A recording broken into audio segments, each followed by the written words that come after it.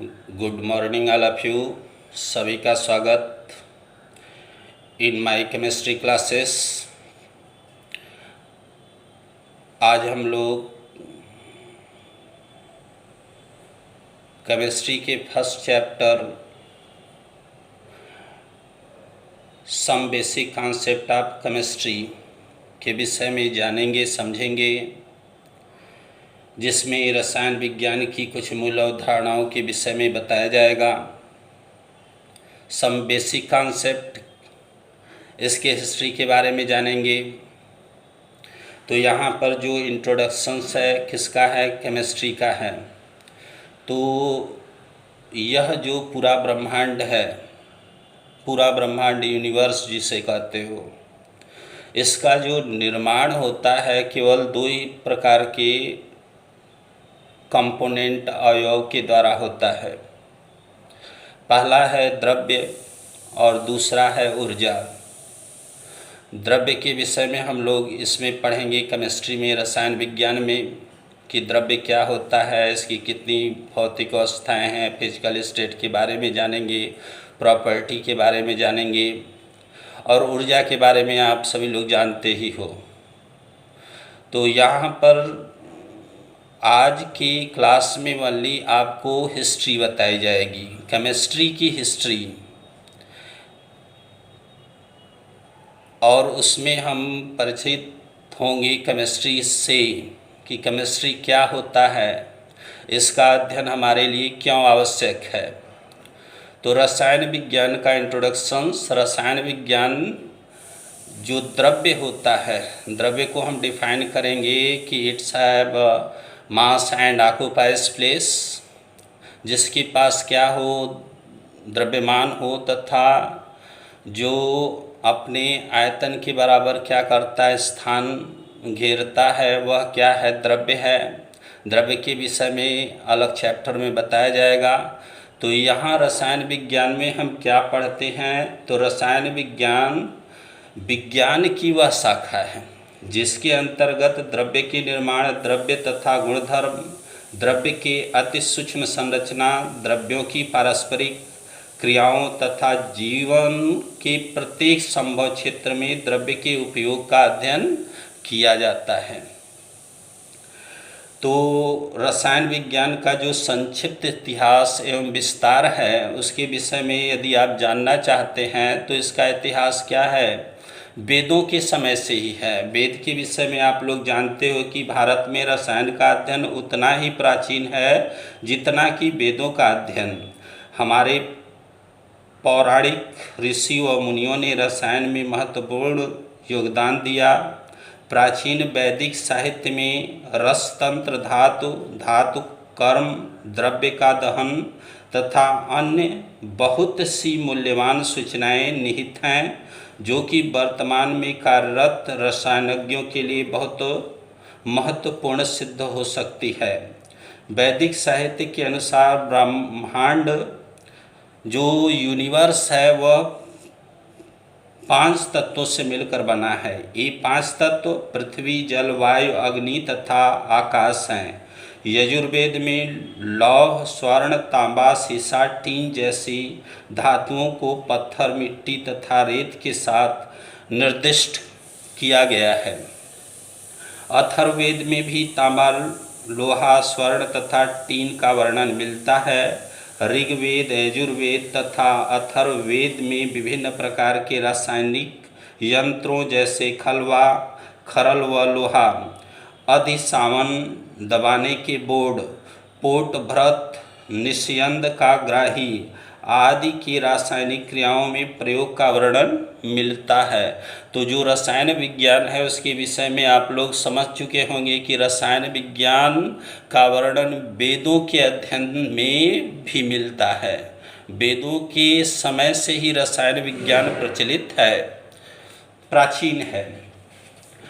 500 ईसा वर्ष पूर्व में आचार्य कणाद, जो कि क्या प्रख्यात ग्रंथ वैशेषिक के लेखक थे, ने अपना परमाणुवाद प्रस्तुत किया तथा पंचभूतों की प्रकृति का विस्तार से वर्णन किया। पंचभूतों का अभी आपको हमने बताया था कि ये पूरे ब्रह्मांड के निर्माण में ये पंच तत्व इसेंशियल है, अनिवार्य हैं।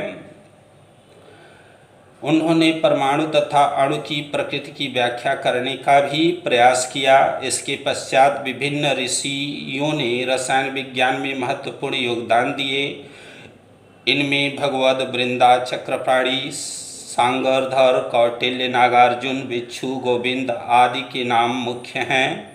इससे स्पष्ट है कि प्राचीन भारत में रसायन के क्षेत्र में महत्वपूर्ण कार्य हो चुके हैं, परंतु आधुनिक यंत्रों, क्रमबद्ध अनुसंधान, समुदाय की सहभागिता व लोक प्रसिद्ध साधनों की कमी के कारण तथा जन समुदाय के सामान्य प्रचलित भाषा में अन्वेषण परिणाम प्राप्त न होने के कारण प्राचीन आविष्कार लोकप्रिय न हो सके तथा पौराणिक ग्रंथों में ही सीमित रह गए। उस समय सबका ध्यान इन विषयों पर नहीं गया। उस समय एक्सपेरिमेंट नहीं हुए, उसके विषय में चर्चा नहीं की गई, इसलिए वह पुस्तक मात्र तक ही सीमित रह गया। वर्तमान रसायन का अभ्युदय पश्चात रसायनज्ञों के कार्य से हुआ। संभवतः रसायन के क्षेत्र में प्रथम अर्थपूर्ण कदम 350 से 1500 ईस्वी में अल्केमिस्ट के द्वारा उठाया गया। अल्केमिस्ट दो वस्तुओं की खोज में रुचि ले रहे थे। अमृत वह काल्पनिक द्रव जो कि मानव को युवा तथा अमर बना सकता है, तथा पारस पत्थर वह पत्थर जो धातु को स्वर्ण में बदल सकता है। अल्केमिस्ट इन दोनों वस्तुओं को प्राप्त करने के लिए उन्मत्त थे। दुर्भाग्यवश वे इन दोनों वस्तुओं में से किसी को भी प्राप्त नहीं कर सके, परंतु उनके प्रयासों ने रसायन के क्षेत्र में अमूल्य योगदान दिया। उन्होंने विभिन्न प्रकार के उपकरणों का निर्माण किया तथा विभिन्न प्रकार की प्रक्रियाओं, प्रयासों रसायन के क्षेत्र में अमूल्य योगदान दिया। उन्होंने विभिन्न प्रकार के उपकरणों का निर्माण किया तथा विभिन्न प्रक्रियाओं जैसे पारे द्वारा स्वर्ण का निष्कर्षण, कास्टिक क्षारों का निर्माण आदि का आविष्कार किया। अल्केमिस्ट के द्वारा रसायन के क्षेत्र में दिए गए योगदान के कारण हम उनके अत्यंत ऋणी हैं। रसायन विज्ञान में 1500 से 1600 ईस्वी की अवधि लैट्रो रसायन काल कहलाती है।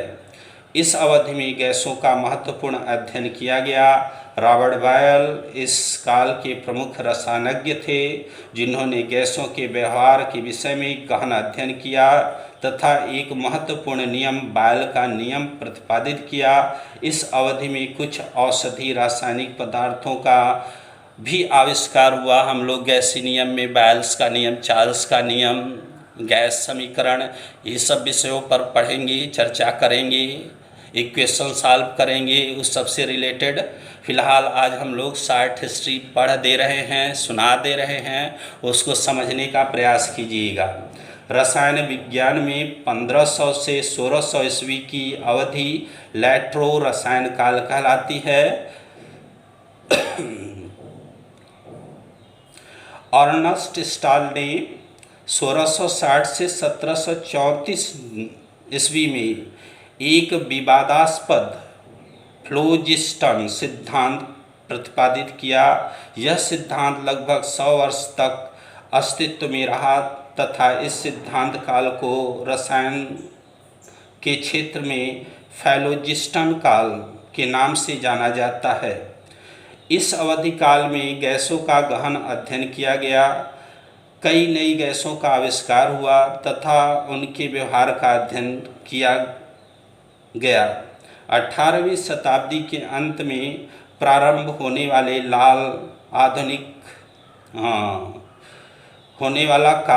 आधुनिक काल कहलाता है। 18वीं शताब्दी के अंत में प्रारंभ होने वाले काल आधुनिक काल कहलाता है। सन 1774 ईस्वी में जोसेफ प्रिस्टले ने ऑक्सीजन का आविष्कार किया। लेवाइजियर ने आधुनिक रसायन के पिता के नाम से जाने जाते हैं। वे ने प्रिस्टले द्वारा किए गए आविष्कार को प्रमाणित किया तथा यह सिद्ध किया कि दहन के लिए ऑक्सीजन आवश्यक है। दहन के इस स्पष्टीकरण ने फेलोजिस्टन सिद्धांत का अंत कर दिया तथा इसके साथ साथ फेलोजिस्टन काल भी समाप्त हो गया।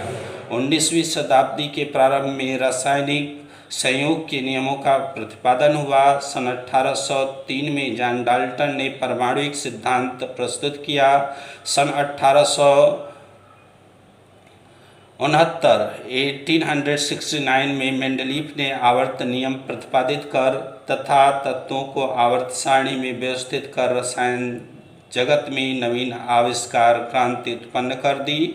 सन 1833 में फैराडे ने विलयन में विद्युत धारा के प्रवाह का अध्ययन किया तथा सन 1881 ईस्वी में आरेनियस ने आयनन का सिद्धांत प्रस्तुत किया। रसायन जगत में आविष्कारों को उस समय एक नई दिशा प्राप्त हुई जब जे थॉमसन ने सन 1896 में बहुत कम दाब पर गैस में विद्युत विसर्जन कर इलेक्ट्रॉन का आविष्कार किया। लगभग उसी समय 1886 में गोल्डस्टीन ने पोट्रॉन का आविष्कार किया। सन 1932 ईस्वी में सर जेम्स चैडविक ने न्यूट्रॉन की खोज की। उपरोक्त मूल कणों के आविष्कार के पश्चात परमाणु अविभाज्य नहीं रहा, जैसा कि जॉन डाल्टन ने अपने परमाणुिक सिद्धांत में कहा था। इन आविष्कारों ने रसायन को नई दिशा प्रदान की। सन 1913 में हेनरी मॉजले द्वारा परमाणु क्रमांक की खोज के बाद नई अवधारणाएं स्वीकार की गई। मेंडलीफ की आवर्त सारणी में संशोधन किया गया। रदरफोर्ड, क्यूरी आदि अग्रणी कार्य में नाभिकीय रसायन के क्षेत्र में एक नए कल्प शुभारंभ किया। 20वीं शताब्दी को रसायन का स्वर्णकाल कहा जाता है। पिछले 5 दशकों में रसायन के ज्ञान में कई गुना वृद्धि हुई। विश्व के लगभग सभी भागों में रसायन में अविरल आविष्कार हो रहे हैं। परम शुद्ध परिणाम देने वाले हस्त तथा स्वचालित अत्यधिक यंत्रों का निर्माण हुआ तथा प्रयोग प्रकृति से अधिक सूचनाएं प्राप्त करने में किया जा रहा है। वर्तमान समय में संभव विज्ञान कोई अन्य शाखाओं अत्याधुनिक सूचनाओं के संबंध में इतनी समृद्ध नहीं है जितना कि रसायन शाखा, तथा यह चरम बिंदु नहीं है तब मानव पृथ्वी पर अस्तित्व में रहेगी। जब तक मानव पृथ्वी अस्तित्व में रहेगा तब तक रसायन ऐश्वर्य में वृद्धि होता रहेगा। आपने देखा कि मैंने पढ़ दिया रसायन की हिस्ट्री को, ऐसे ही पढ़ दिया हिंदी मीडियम में रसायन पूरा जी इतिहास जैसा लिख दिया है। तो रसायन में मेनली आप लोग क्या करोगे, द्रव्य के विषय में पढ़ोगे। द्रव्य के निर्माण से संबंधित द्रव्य का गुणधर्म क्या होता है और द्रव्य की क्या क्या कंपोनेंट हैं, कितनी भौतिक अवस्थाएँ, कितनी अवस्थाएं हैं, what is the physical state of matter, definitions, reactions, elements, मिश्रण, विषमांग, होमोजीनस मिश्रण, हेट्रोजीनस मिक्सर्स, ये सब विषयों में आप लोग चर्चा करोगे। मेनली 11th क्लास के बच्चों को इस बार अकार्बनिक रसायन, कार्बनिक रसायन और भौतिक रसायन के विषय में पढ़ाया जाता है। तो अकार्बनिक रसायन क्या होता है, रसायन विज्ञान की वह शाखा जिसके अंतर्गत हम क्या करते हैं, एलिमेंट के गुणधर्म के विषय में जानकारी प्राप्त करते हैं। कार्बन से जुड़े यौगिकों का अध्ययन हम किस में करते हैं, कार्बनिक रसायन में, ऑर्गेनिक केमिस्ट्री में। और भौतिक रसायन के द्वारा हम क्या करते हैं, कौन एलिमेंट कितना है एज ए हम उसका मेजरमेंट करते हैं। तो हम कह सकते हैं कि रसायन विज्ञान की वह शाखा जिसके अंतर्गत विभिन्न रासायनिक प्रक्रियाओं का तर्कपूर्ण स्पष्टीकरण विभिन्न नियमों, अवधारणाओं, सिद्धांतों के द्वारा दिया जाता है। रासायनिक प्रक्रियाओं में सभी भौतिक रासायनिक क्रियाओं में ऊर्जा के परिवर्तन का अध्ययन भी इस शाखा के अंतर्गत आता है। नाभिकीय प्रक्रियाओं तथा स्पेक्ट्रोस्कोपी का अध्ययन भी रसायन के इसी शाखा में किया जाता है। फिर उसके बाद आता है विश्लेषक रसायन। वह शाखा के अंतर्गत ठोस, द्रव, गैसीय मिश्रणों का गुणात्मक, मात्रात्मक विश्लेषण किया जाता है। इस उद्देश्य की पूर्ति के लिए इस शाखा में पारस्परिक तकनीकी के अतिरिक्त अत्याधुनिक तकनीकों का प्रयोग किया जाता है। जीव रसायन, इसके अंतर्गत जीवधारियों में होने वाली रासायनिक क्रियाओं तथा जैव पदार्थों का अध्ययन किया जाता है। रासायनिक भौतिकी, इस शाखा के अंतर्गत भौतिक तंत्रों जैसे प्लाज्मा का अध्ययन किया जाता है। औद्योगिक रसायन, इस शाखा के अंतर्गत कार्बनिक तथा अकार्बनिक पदार्थों के औद्योगिक मात्रा में निर्माण संबंधित नियमों का अध्ययन किया जाता है।